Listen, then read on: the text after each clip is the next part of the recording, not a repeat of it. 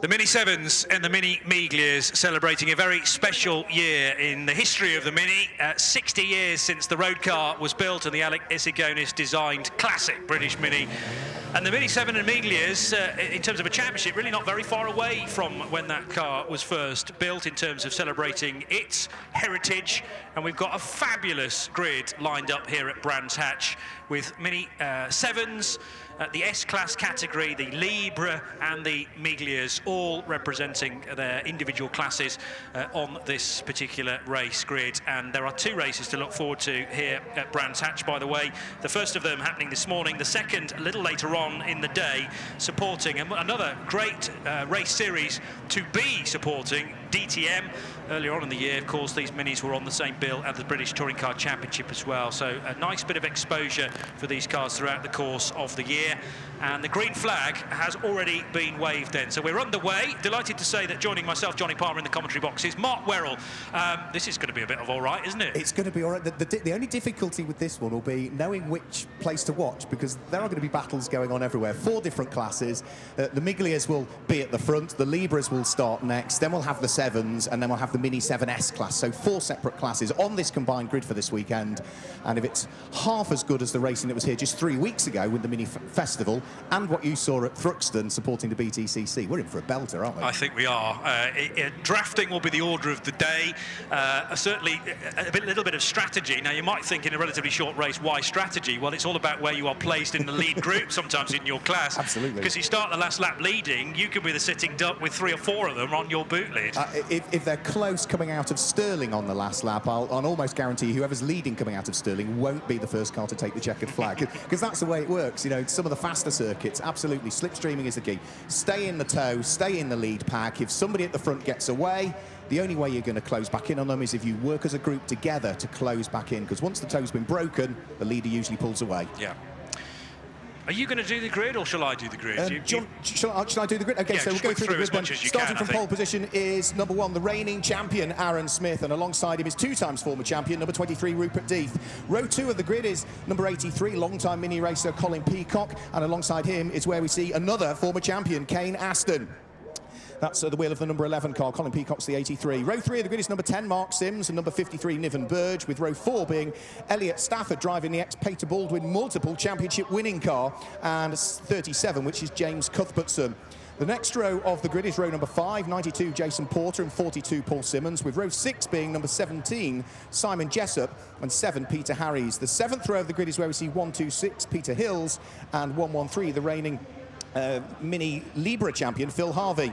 And row 8 of the grid on his own, because that's then we've got through all of the Miglias and all of the Libres, car number 500, Rob Davis. The 9th row of the grid is in reality pole position for the Mini Se7ens for the 1 litre cars. Number 2, Spencer Wanstall, lines up alongside ex-BTCC star, 35, Jeff Smith, so 2 and 35 on row number 9. With row 10 of the grid being another former champion, number 46, Max Hunter, alongside the current championship leader in the Mini Se7ens, which is Joe Thompson.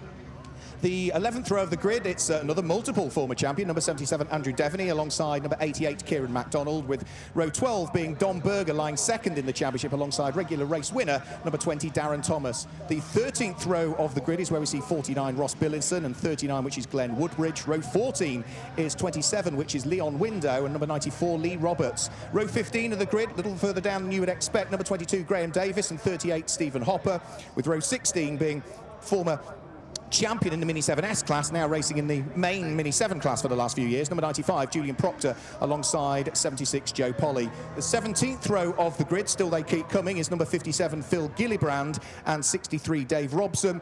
And we're on row 18 of the grid. That's the last of the Mini 7s before we then get to the S-class cars for the 1275 fairly limited modified cars. Is number 18, Tina Cooper, who put the car on the roof in qualifying yesterday. Row 19 of the grid, the first of the Mini 7S class cars, 708, Scott Kendall has had a dominant season in that class alongside 711, Damien Harrington.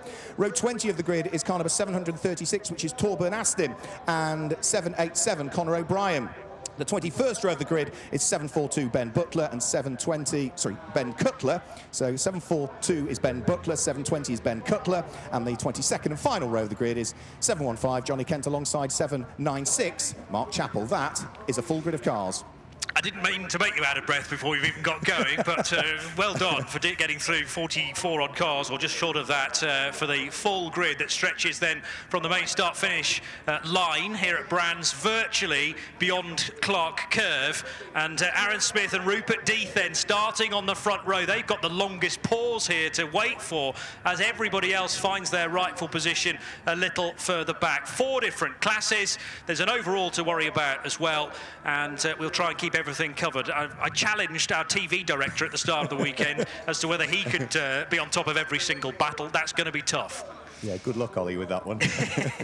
So the green flag is about to be waved at the tail end of the field. The final row just coming into position now. Johnny Kent and Mark Chappell take up their positions at the back of the grid. The green flag is waved, and this mini race is about to get underway here at Brands Hatch. The pink car is Aaron Smith, who sits there on pole position. Alongside is Rupert Death. Revs begin to rise, the lights go out, and it's a good start from the outside of the front row of the grid for Rupert Death. It's not a bad start from Colin Peacock. There's contact further back, and already Elliot Stafford at the wheel of the multiple championship winning car that Peter Baldwin prepares has had a little bit of contact with the 92 of Jason Porter, and both of those cars are immediately out on the spot, with Elliot Stafford's car having clocked the barriers after initial contact with Jason Porter. Everybody else, however, is safely through the first couple of corners, and into the lead of the race overall is Rupert Death from Aaron Smith down in towards the braking area for Graham Hill Bend for the first time. It's Niven Burge who's there in third position at the wheel of the all-red number 53 car.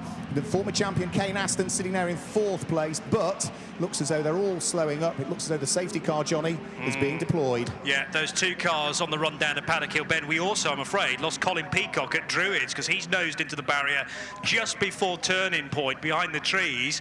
May have got going now, but I'm not sure how he... Yeah, he has, you're right. Not sure whether that was contact or just cold tyres, but they were so closely bunched, as you would have expected on the first lap, and not the sort of incident we wanted to see in that run down towards the right-hander at Paddock Hill Bend. Big damage for both cars, I'm afraid. Such a shame for both of them, and for Elliot Stafford, this was sort of a one-off outing, really, taking over the car that Peter Baldwin has driven with such great effect over the years. Peter Baldwin really a stalwart of the Mini 7 Racing Club. 7 times a champion is Peter Baldwin, but yeah, that stricken car that he prepares and owns, sitting at the side of the track, sadly going no further. And these could prove to be rather tricky to recover as well, because certainly suspension failure for the Porter car, or that's been towed though now very quickly to the grassy area on the inside of the bend. It's going to have to be a flatbed for Elliot Stafford's car, and they're just checking, of course, on Elliot's condition as well. 3 doctors on the scene, but Porter's car is quickly extricated. Colin Peacock, as we mentioned, has got going again after he was briefly on the grass at Druids Hairpin. And actually both drivers are out now, aren't they, and in conversation with the rescue crew, so that's good to see. And the safety car then bringing the leaders round for the first time. The benefit, I suppose, of the Brands Hatch Grand Prix circuit being used this weekend is that the recovery crews do have slightly longer to be able to recover. We've only lost, well, 1 lap, possibly 2 and 3 laps in a moment or two, and the Elliot Stafford car is now being pushed to a position where it can be picked up by the flatbed crane. It was just one of those unfortunate things, wasn't it? With such a big grid and cars, some cars getting a good start, other cars maybe getting a little bit slower. You get the concertina effect, and with then a couple of cars making the same decision at the same time so as to go for one piece of tarmac, then yeah, it's hugely unfortunate. So the first of the Mini 7 class cars we have in the field off the start is Spencer Wanstall, by the look of it. 2 car just heading around through Paddock Hill Bend now, and whilst he leads that class, he's actually got a Miglia between himself and the car that's second in that class, because it looks as though the number 17 car of Richard Jessup is behind Spencer Wanstall but in front of Jeff Smith at the wheel of the all-white number 35 car. We're just getting a replay of what happened at the start, but that particular camera angle, Johnny, doesn't really show a great deal, does it? There was a third car, the green machine. Who's that? Mark Sims, that is. Yeah, Mark Sims in the middle, and it was the pincer movement, left and right. Stafford to the right, Stafford to the left, Porter to the right. And that's not very nice at all, is it? I mean, it's very difficult to apportion any blame there, as you say. So busy it is off the grid as we expected it to be, and just three cars going for the same bit of asphalt. It's funny that you mentioned Mark there, because I did think I spotted something askew on the front of his car as he came over the start-finish line, and that was clearly why. It was, yeah. And Colin, up the hill, completely sideways, going into Druids backwards, which is never a good idea, but that was contact up Halewood Hill, wasn't it? And ended up nosing into the Deutsche Post barriers on the inside of that corner, but has got going again. Yeah, Colin never seems to have a great deal of look at Brands. Actually, it is his local circuit. He lives in London. It was only a couple of years ago here where he had a fairly sizable accident in the same position and really didn't do the Mini a great deal of favours. And they were working really late on that car in the paddock last night as well. Bill Solis, who prepares the car, was busy working on it. Cad, who built the engine, was still in the pit garage at 10:30 with the rocker cover off, changing some bits on the rocker, and then having to recheck everything and retorque everything down again. So it was not an for them, and it's all gone very early on. The grid, is worth pointing out, for the second race that we see is based on their fastest lap times from this race. So this race will, not finishing positions set the grid, but fastest laps will do. And I suppose that could mean that if you have a bit of a nightmare start to the race, you could tag on the back and still post a good lap time, which would give you a decent position to start from at the front. The only difficult thing for Colin Peacock is he's tagging on the back of a lot of slower cars and he's got to fight his way through. So, so yeah. That's true. And yeah, do we think Peacock is stone last? He probably is now. I think he is. Because under safety car conditions, obviously you can't overtake anybody. That's one of the rules. The Elliott Stafford car is having to be dragged now to a safe location, and the front right corner is going to need a lot of tender love and care between now and the final race of the day, scheduled for 5:20, the second Mini Se7en and Miglia championship race. But OK, we're going to go on to another safety car lap at the Brands Hatch Grand Prix circuit, but I think the next time across the line we should be racing again. Yeah, I think we'll be good to go. Elliott Stafford's car just being disconnected from the recovery unit. The marshals have done a fantastic job of collecting the debris and sweeping up and assisting with the recovery. But for the moment, yeah, sadly, safety car is having no choice but to bring them round for another lap. We've got one car heading down the pit lane. And is that Joe Polly that's heading down pit lane? I fear it might be the number 76 car in the hands of former Mini Challenge JCW racer. Joe Polly is heading down the pit road, Johnny, and the body language of the car suggests that that's sort of a mechanical issue and a potential retirement. Yes, door open, conversation being had. But Joe, who the programme expected her to be in the S-Class, so one of the 3-digit 7 numbers, but she has switched to the 7 division, is that right? Yeah, so from the S-Class to the 7s, and it's engine bay related, so maybe just a firing issue or a misfire or something similar. And if they're not too long, she won't fall off the lead lap, but the problem is everybody else is already exiting Surtees and heading onto the Grand Prix loop, so this is valuable time being lost in the pit lane. Yeah, time which she could ill afford. She actually qualified down in, what was it, 30 seconds she lined up on the grid. Qualification put her sort of mid-pack amongst the Mini 7s, maybe just past halfway point of the Mini 7 qualifying. But we've now got two mechanics looking under the bonnet with wiggling of wires going on by the look of things. So, yeah, I think it's some sort of misfire. I think you're right, Johnny, with that kind of suggestion. Is that a technical term, wiggling of wires? Wiggling of wires, oh, Nick yes. Cook, chairman of the Mini 7 Racing Club. It's as technical as I get, rest assured. You're obviously a trained mechanic. Yeah, absolutely. Well, faith healing, I touch different parts if I pop the bonnet open and hope that all of a sudden it works. Mark. The tank tape or gaffer tape is now being used by the crew as well, and bonnet back on again, so that's either a sign of we can't fix it and that's race over, or they are going to send Joe back into the race. It's being moved, the car's going, and if she's quick enough, she will stay on the lead lap.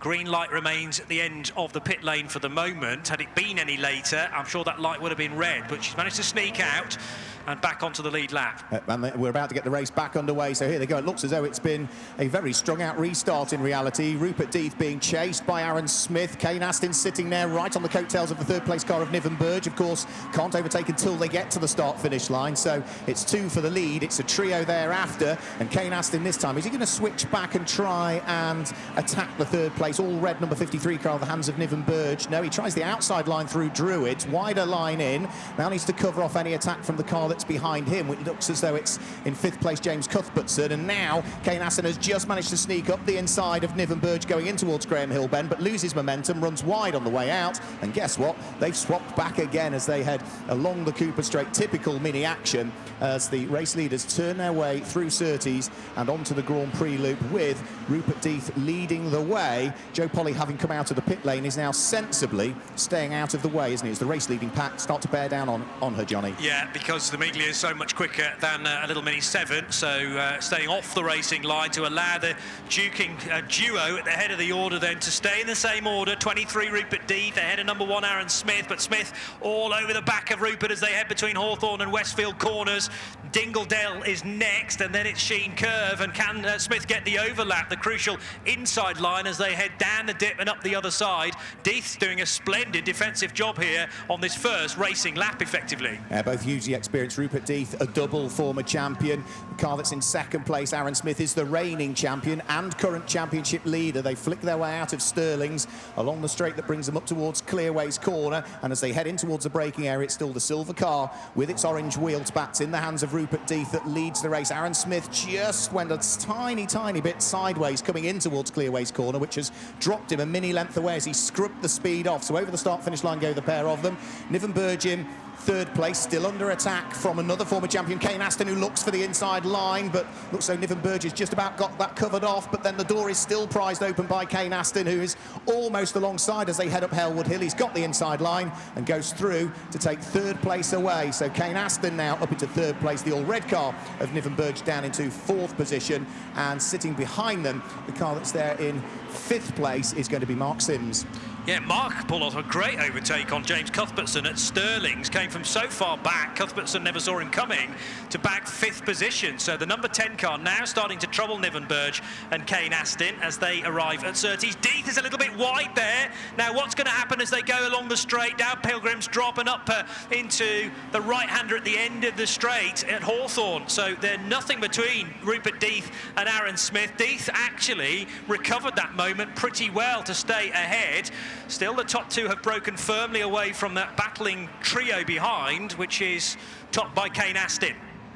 Yeah, absolutely together. Rupert Death looking to try and see if he can grab on to the 3rd win of the season for him. Had a couple of wins at Zandvoort, but has not won any of the UK rounds of this championship so far this year. He still leads from Aaron Smith, the two of them pretty inseparable. Aaron Smith had to lose and miss out on victory here just 3 weeks ago, where Nick Padmore, the former FIA historic Formula 1 champion, was part of the grid, and Padmore won both of the races, with Aaron Smith sort of having to shadow him all of the way, but just couldn't unlock the door to the lead. He's desperate to try and get a win on what is his home circuit. He only lives about 15 minutes away, does Aaron Smith. Over the start-finish line comes both Rupert Death and Aaron Smith. Kane Aston now in his newly acquired 3rd place. Niven Burge down into 4th, with Mark Sims having, as you said, got past James Cuthbertson and is now sort of pulling away, isn't he, and starting to get up onto the coattails of Niven Burge. As for the Mini 7 main class, well, the lead battle for that is just coming up towards Clark Curve now. It's number 2, Spencer Wanstall, who for my money is being reeled in by another former champion,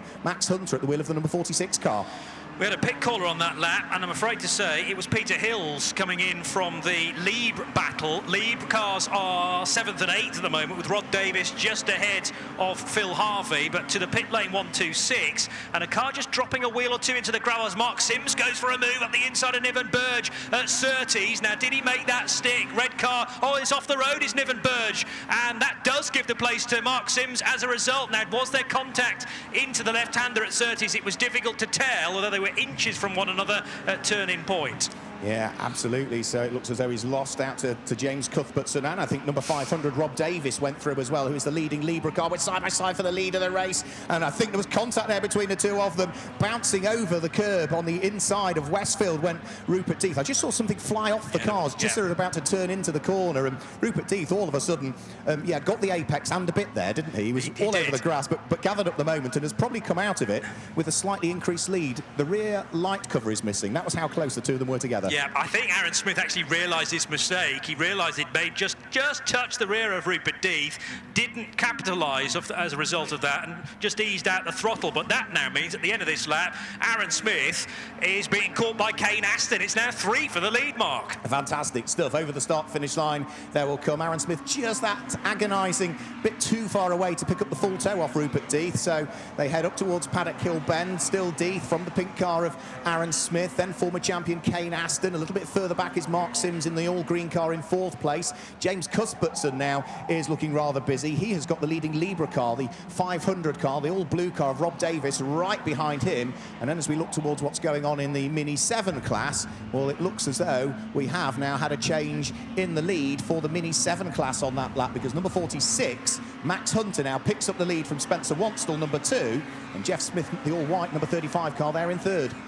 And Colin Peacock has now got ahead of those two battling class leaders of Max Hunter and Spencer Wanstall then. So Colin Peacock now 11th position in the overall places, with those two Libra entries running 6th and 7th. Again, Aaron Smith tries a haul up alongside the race leader Rupert Death, and as these two squabble, that's enabling Kane Aston in the clearer air to latch onto the back of them and cause a distraction for Aaron Smith as they head towards Westfield. A lap ago, there was just a merest of touches between Death and Smith. It's much cleaner this time around, and they go up the hill towards Sheen Curve itself, with Death well and truly under pressure. These cars constantly moving on the road. Aaron Smith, is he going to have a look coming up towards Stirling's? He does. There's a snatch break. He just avoids making further contact with the tail end of Rupert Death. That slows his momentum coming out of the corner, and now from attack, Aaron Smith is turning his attentions towards defence, because Kane Aston was looking to try and draw himself up alongside. Nothing doing, though. They're about to come over the start-finish line and complete another lap here. Rupert Death has just managed to escape a little bit from the clutches of Aaron Smith, who is now very much under attack from the number 11 car in the hands of Kane Aston. Over the start-finish line they'll go. Brake lights go on. They, as one, turn their way through the right-hander at Paddock Hill Bend to start another lap. There's a great fight and queue behind James Cuthbertson as well now, isn't there? The number 37 car, still under pressure from Rob Davis, but then there's Phil Harvey and the all-red car of number 53, Niven Burge. So that's 4 cars fighting away for, what, 6th through to 8th position.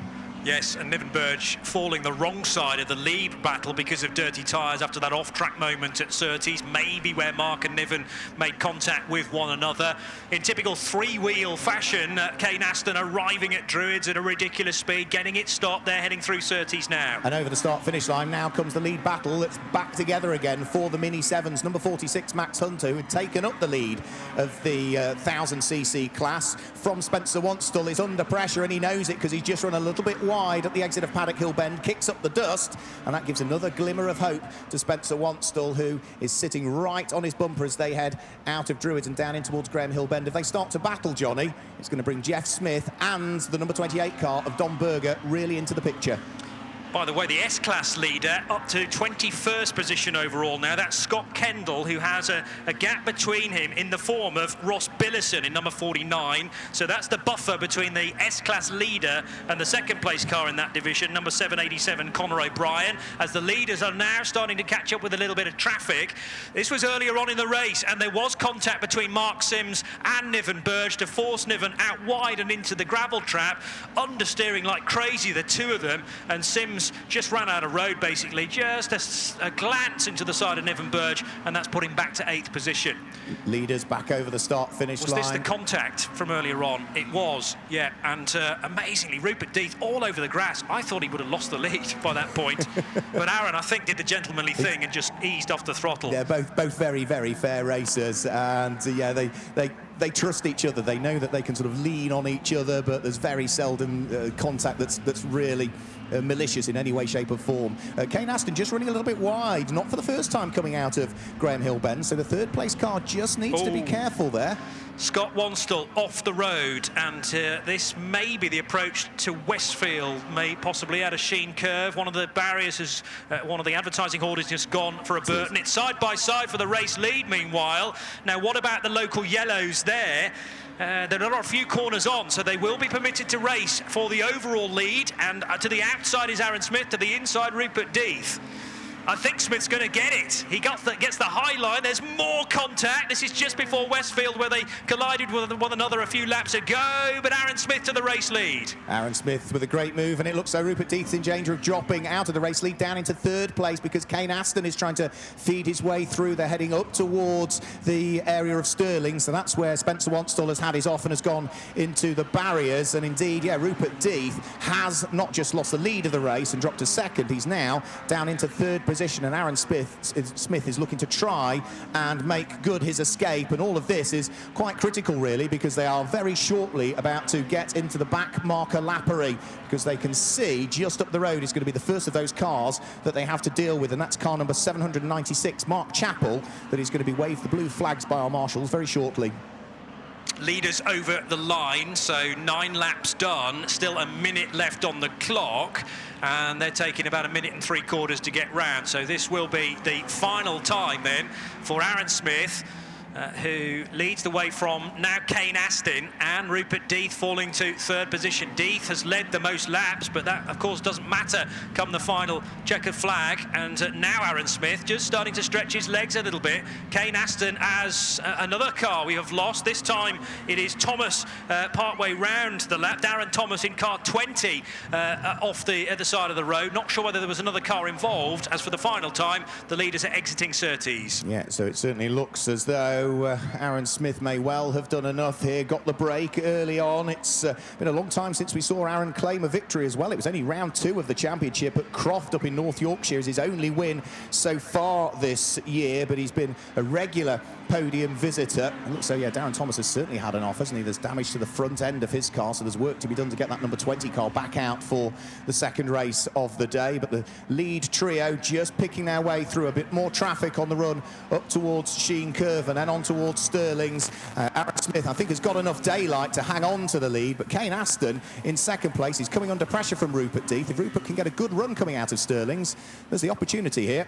Certainly is. They've done well to get round the Grand Prix circuit, which is littered now with rather second-hand minis, I'm afraid to say. Some work to do between the two races, but Aaron Smith timed his move to the race lead to perfection. Kane Aston was there to bag second position, and we wait for the checkered flag to be shown. It is not. It is now. So that is the end of the race, and Aaron Smith takes the race win by 0.7 of a second ahead of Kane Aston and Rupert Deeth. That's your top 3, and the next car we expect to come across the line will be Mark Sims in number 10, a little bit further back down the road. Niven Burge dropped to 8th. He'll finish the race in 5th position, so a good recovery drive there to get ahead of the Lieb winner, who is Rob Davis in number 500. 7th position is James Cuthbertson in number 37. 8th place going to Paul Simmons in number 42. 9th position and second in class to Phil Harvey in the Lieb class.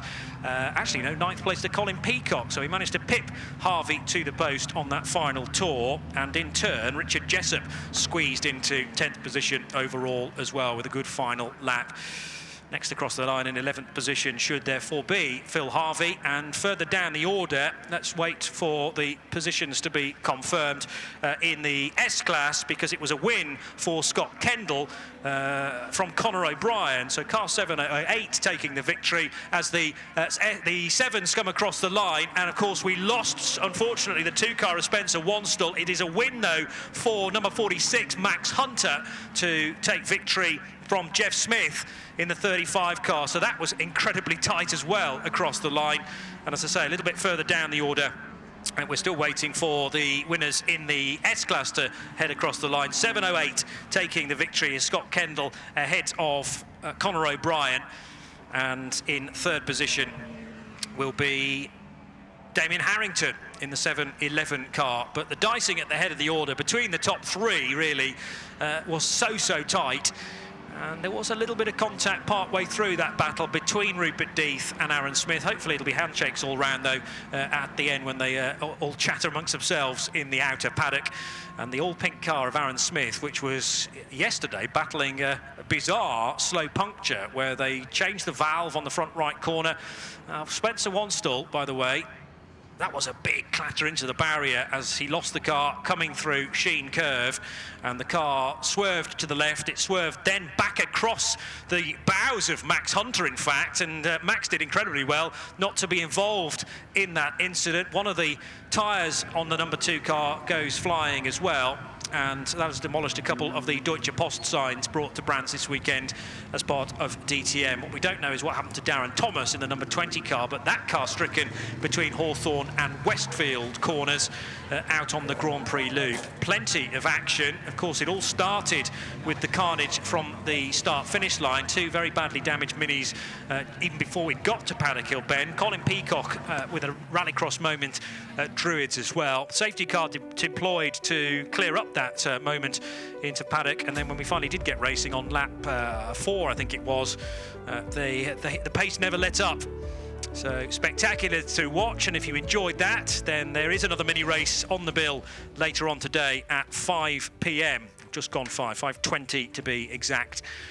And thank you again to all involved with DTM Fan TV for staying around to be able to bring us excellent footage of that race, not only here live at the track, but also on the Mini 7 website. Aaron Smith's your winner overall and in the Mini Miglia class, and wins by 0.7 of a second from Kane Astin and from Rupert Death. And of course, there will be a podium in a moment or two. Mark Werrell has dashed from the main commentary box downstairs to welcome the various drivers that will take part in that podium ceremony. And I hope that we will get representatives from all of the 4 classes, if not certainly the top 2. But remember, it's kind of 2 championships combined for this weekend. The Miglias and the 7s both in the same race. But after 10 laps, Aaron Smith wins. His best lap time, a 1:44.857, and winning by 0.734 of a second from Kane Astin. Rupert Death was 3rd, Mark Sims 4th, and Niven Burge 5th. 6th place was Rob Davis ahead of Cuthbertson and the 42 car. And 9th place, Colin Peacock. 10th place, number 17. And your master of ceremonies for the podium is Mark Werrell, of course. Thanks, Johnny. Yep, so we are ready to go with the podium ceremony, which will just feature the top 3 overall in the race. Joe East is on hand of MSVR to present the trophies, so let's get the drivers out in reverse order. Finishing in 3rd position, onto the podium, if you will, please. Congratulations to Rupert Death. Onto the podium, Rupert, where a bottle of fine champagne is awaiting Rupert. He receives the handshake from Joe East of MSVR and the bottle of bubbly as well. Finishing in 2nd position was Kane Astin. Well done to Kane. We'll grab a word with all 3 of them later on. Kane not having done the full championship this year, but is always competitive when he comes out. But it is the top step of the podium, and it's his 2nd win of the season. It's Aaron Smith. Well done to Aaron, the reigning champion, the current championship leader, grabs his 2nd win of the season here at Brands Hatch at the DTM meeting. So drivers with their champagne. Can we get you all up on the top step, gentlemen, as well? Shuffle up on the top step for photographs to be taken down there in the pit lane, and then we'll see if we can grab a word with them. Understandably, they're saving the champagne. They've got to race again later on, so we'll grab a quick word with them. Jump on down, Aaron, because you're a tall chap, to say the least, and that's a big first step. Aaron, yeah, typical mini race. It was close. It was so close, and there's not much in it between mine and Rupert's car. It's almost like I just needed that break to get by, and I knew that Kane was hassling me, and he was straight on the back of Rupert, and I was like, this is perfect. I just need to disappear now. So, no, really pleased with the pace of the car, and yeah, awesome. There was a tiny, and it looked like the lightest nudge onto the back of Rupert heading in towards Westfield, which sent him rally crossing, and I think you backed out of it, and as a result, Rupert got a larger lead. Yes, yeah, I did all I could. I looked down the inside and thought, I could definitely go down there, and then just as I thought that, he turned in, so I really anchored up, and then again on the exit, braked as he came across the circuit, so yeah, that was like just unfortunate, but I didn't mean to do that. You were desperate for this one. We were here just racing 3 weeks ago on the Indy circuit, and you finished 2nd on 2 occasions to Nick Padmore. You wanted that win. I did, definitely. It was so close last time, and there's not much in it between like the fast ones. So, no, really pleased with that. Well done indeed. A quick word with Kane Astin, if we can. Kane, as ever, it was close. Always close mini racing. I hope the fans loved it, because that's how we race minis. Yeah, it's just nice to be back on the podium, to be honest. I'm still struggling with 2nd gear, but I thought, I'll get in 3rd, I'll be happy with 3rd. And then these boys were, I got on the back of them again. I had a bit of a moment at the first corner with Colin. you know, I don't know whether he came across or whatever, but if I tapped him, which I did, I apologise for that, but it wasn't intentional. And in caught onto these, I just thought I'd hang on to them, but I'm struggling with second gear, so I'm struggling out the back straight. But yeah, race 2 this afternoon and see what can happen. But yeah, thanks to one of my main sponsors, One Broker. I appreciate them looking after me this weekend and all through the season.